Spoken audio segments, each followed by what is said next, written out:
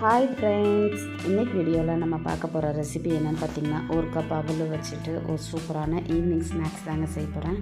வாங்க ஃப்ரெண்ட்ஸ், இதை எப்படி செய்யலான்னு சொல்லிட்டு வீடியோவில் போய் பார்த்துடலாம். ஃபஸ்ட்டு இந்த ரெசிபி செய்யறதுக்கு ஒரு கப் அவல் எடுத்துருக்குறாங்க. அதை நம்ம சேர்த்துக்கலாம். வெள்ளை அவலுக்கு பதிலாக சிவப்பு அவல் இருந்தாலும் அதையும் சேர்த்துக்கலாங்க. இப்போ 3 தண்ணி நல்லா கழுவிட்டு ஒரு கப் அளவுக்கு தண்ணி சேர்த்துருக்குறேன். சேர்த்துட்டு இது ஒரு 1/4 மணி நேரம் போல் நல்லா ஊற வச்சு எடுத்துக்கலாங்க. இப்போ பாருங்கள், இந்த அவல் நல்லா ஊறி வந்திருக்குது. இப்போது இது ஒரு மிக்ஸி ஜாரில் எல்லாத்தையும் நம்ம சேர்த்துக்கலாங்க.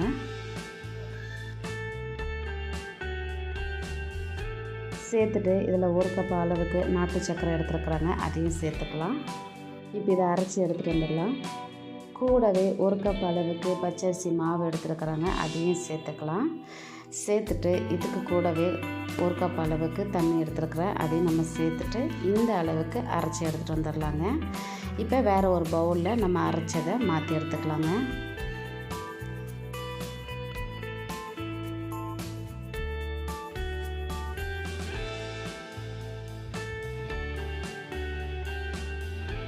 இப்போ மாற்றி விட்டதுக்கப்புறமா நல்லா மிக்ஸ் பண்ணி விட்டுக்கலாங்க. இப்போ இது பாருங்கள், நல்லா கெட்டியாக இருக்குது.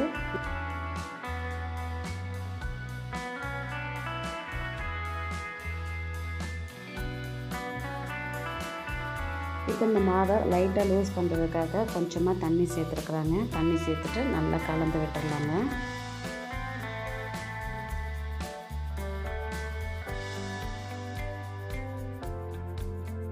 இப்போ இந்த மாவை நல்லா கரைச்சி எடுத்து வச்சுக்கலாங்க. இப்போ இது கூடவே கொஞ்சமாக டேஸ்ட்டுக்காக உப்பு எடுத்துருக்குறாங்க, அதை சேர்த்துக்கலாம். 4 ஏலக்காயை இடித்து எடுத்து வச்சுருக்குறேன், அதையும் சேர்த்துக்கலாங்க. இதில் அரை கப் அளவுக்கு துருவினா தேங்காய் எடுத்துருக்குறேன், அதையும் சேர்த்துக்கலாம். இதுக்கு பதிலாக நீங்கள் பல்லாக கீறிட்டு நெய்யில் வறுத்து கூட நம்ம சேர்த்துக்கலாம். இப்போ இதை நல்லா கலந்து விட்டு மிக்ஸ் பண்ணி வச்சுக்கலாங்க.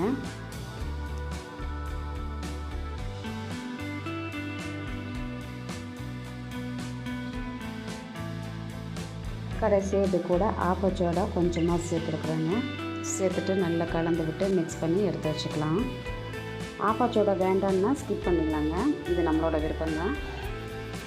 இப்போ மாவு நம்மளுக்கு ரெடியாக இருக்குது.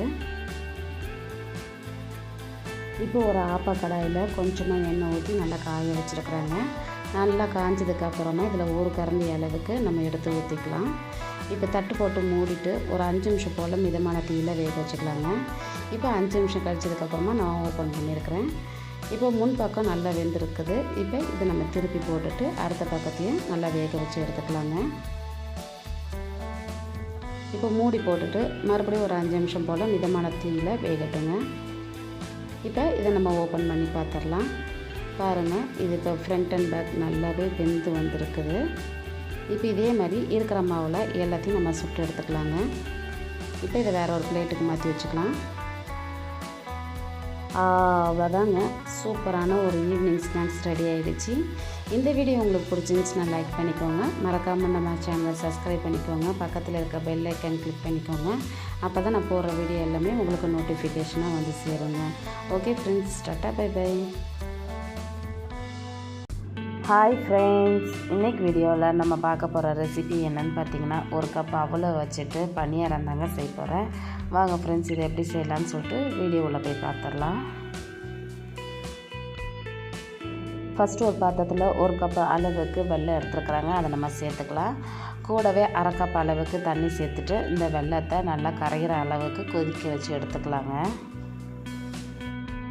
இப்போ இந்த வெல்லம் நல்லா கரைஞ்சி கொதித்து வந்துடுச்சிங்க. இப்போ இது இருக்கட்டும்.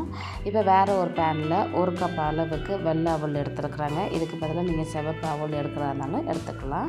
இப்போ லோ ஃப்ளேமில் வச்சுட்டு ஒரு 5 நிமிஷம் போல் நல்லா புரிஞ்சு வர அளவுக்கு வறுத்து விட்டுக்கலாங்க. இப்போ பாருங்கள், இது நல்லாவே பொரிஞ்சு வந்துருச்சு. இதை வேறு ஒரு பிளேட்டுக்கு நம்ம மாற்றி எடுத்துக்கலாங்க.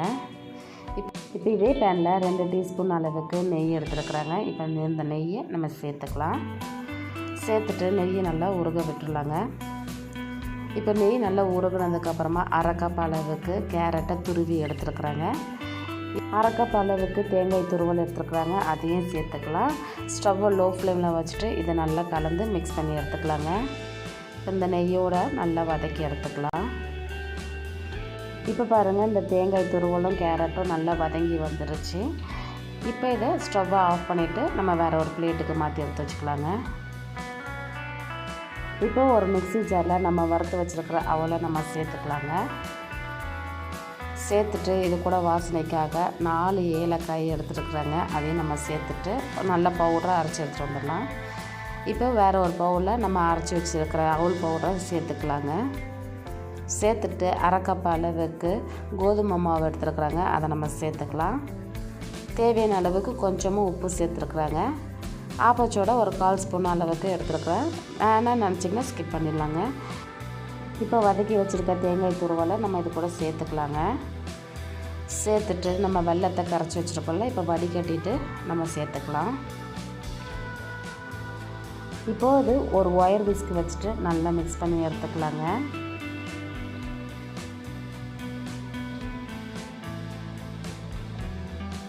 இப்போ கலந்து விட்டுட்டு ஒரு 10 நிமிஷம் வச்சதுக்கப்புறமா இது வந்து நல்லா கெட்டியாகிட்டு வரும். இந்த மாதிரி கெட்டியானதுக்கப்புறமா ஒரு 1/4 கப் அளவுக்கு பால் எடுத்துருக்குறாங்க. அதை சேர்த்துட்டு நல்லா மிக்ஸ் பண்ணி விட்டுருக்கலாம். பால் பத்தலன்னும் போது நம்ம தேவையான அளவுக்கு பால் சேர்த்துக்கலாங்க. எனக்கு வந்து 1 கப் அளவுக்கு பால் தேவைப்பட்டுச்சு.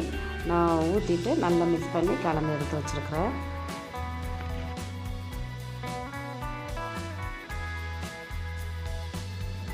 இடையில தண்ணி தேவைப்பட்டுச்சுன்னா கூட ஊற்றிக்கோங்க. ஏன்னா நம்ம அவலும் கோதுமை மாவும் வச்சுருக்கனால திக்னஸாகவே இருக்கும். தேவையான அளவுக்கு தண்ணி சேர்த்துட்டு நம்ம இட்லி மாவை நம்ம கரைச்சி வைப்போம்ல, அந்த அளவுக்கு எடுத்து வச்சுக்கோங்க. இப்போ நம்மளுக்கு மாவு ரெடியாக இருக்குது. இப்போ ஒரு பனியார கல்லில் தேவையான அளவுக்கு எண்ணெய் ஊற்றிட்டு நல்லா காய வச்சுருக்குறாங்க. எண்ணெய் காஞ்சதுக்கப்புறமா நம்ம ஒவ்வொரு குழியிலையும் மாவு சேர்த்துக்கலாங்க. மாவு சேர்த்துட்டு லோ ஃப்ளேமில் வச்சு நல்லா வேக வச்சுக்கலாம். உள்ளுக்குள்ளே மாவாக இருக்கிற மாதிரியே தான் இருக்குது. அதனால் நல்லா வேக வச்சு எடுத்துக்கலாங்க. நல்ல கலர் சேஞ்ச் ஆகிட்டு வரணும்.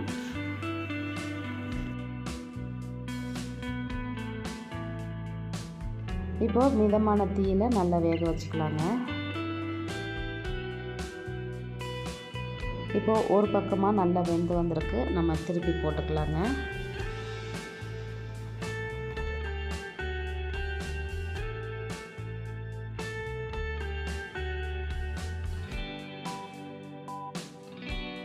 இப்போ இதே போல் அடுத்த பக்கத்துக்கு திருப்பி போட்டுட்டு லோ ஃப்ளேமில் வச்சு நல்லா வேக வச்சு எடுத்துக்கலாங்க.